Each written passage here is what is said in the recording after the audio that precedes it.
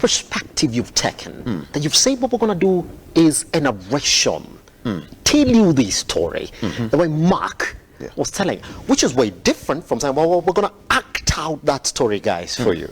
You know, that two ways that you can deliver it. Go right there, make a complete act out of it, make a piece out of it, and then people will come in, and then you'll create those situations and all that. But then, unlike the way you've chosen to go the narration way, is it out of choice, or is it the only best way that you can actually get to translate that particular Gospel of Mark in the most powerful, most relatable manner? Or is it because our Kenyan audiences also like this kind of act? That's a wonderful question.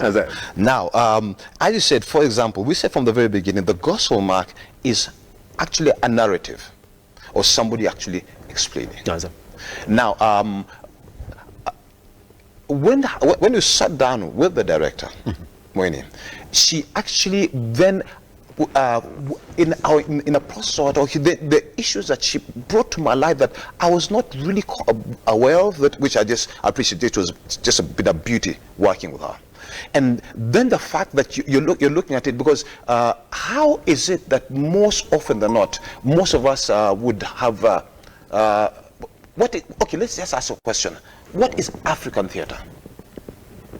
Because many times when you look at this, what we call what is, a lot of it is Western, a lot of it is Greek. Yes. But when we look at how we ourselves as a people we engaged, and it was slightly different. It was never really high. It was not stylized. It was, most of it was storytelling, and the people would be engaged with what is. So the story itself would actually take a life in the process of it being told. No, sir. You know, for example, you've been told about Kakasungula, and then you all join, and then you can't design it. Somebody sings here, and there's another sings, and then sings, and then the show takes a slightly different thing. But basically working with many, for me, that for me was very, very illuminating. And then it actually made me realize in many ways that indeed, when you look at that story, it is not. It's a story of one person narrating. And so that's, if we're going to be true to the text, I do believe that's the best. I think that's the only best way logical to way isn't it? to be able to do it. Pretty much. Yeah. It's a good thing then, because she's right here. Let's introduce her. You'll have 2 minutes before we go on a tiny break, and then come back and continue talking about this particular one. And as we tell our audience exactly, if you want to be part of this, we'll be telling you shortly once we come back. That is a narration. It's a good thing that you're right here, directing the emotions of Mark to the point that you're capturing the audience now through voice, as opposed to what they're essentially seeing.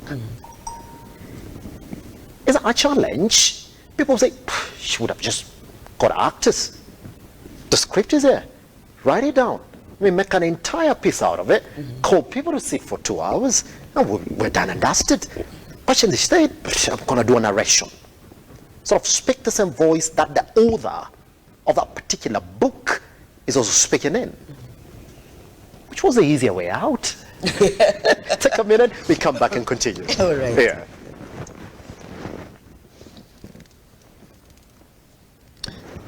I'm trying to think of a solid way of putting this. Yes. But I think the simplest way of talking about it is that I've had a lot of storytelling around me, storytelling the Kenyan way. Yes. And so I think for me, outright, as soon as I read the story and Asiba said that he wanted to do this piece, is I saw a storyteller. This is what we do as Africans. Just tell the story. Yeah. Mark is telling the story of Jesus.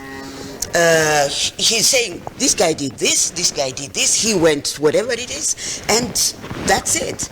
So, what else is beyond that? How else do you do that? Because for me, there was no excitement about bringing in actors to do different parts. It wasn't even a thought. For me, as soon as I heard the voice of the story, it was a storyteller, it was a narrator. It was an African narrator telling the story of a guy who did some transformative things. This is a guy who, he went and did what? No, he did. He did what? He went where? And did what? I mean, that's it for me. That's the excitement of it. It's a different story. This guy is just out of his mind. He comes and changes everything. He doesn't do what people expect him to do. He doesn't go where people expect him to go. That for me is the interesting story that we need to tell. So a narrator, a storyteller. That was the beauty of it. I mean, there was, I didn't think of anything else. That's what I had. Here's the thing. What we come from this, right? I'm not going to be opening a mind to some of the contributions that I got yesterday when we floated your poster. The guys were coming.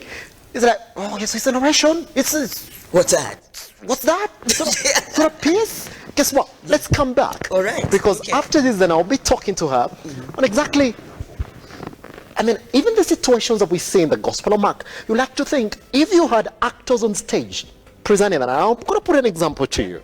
Well, even one of the disciples tells Jesus, no, dude, you're late. The girl that you were supposed to heal is dead.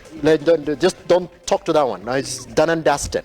Some people said, that could have been amazing to see you on screen as opposed to somebody telling me that. Yeah. Once we come back, she's right here. I'll be telling you exactly how you're going to be part and parcel of this special, but I call it special because it's not something they used. It is a narration. Once we come back right here on the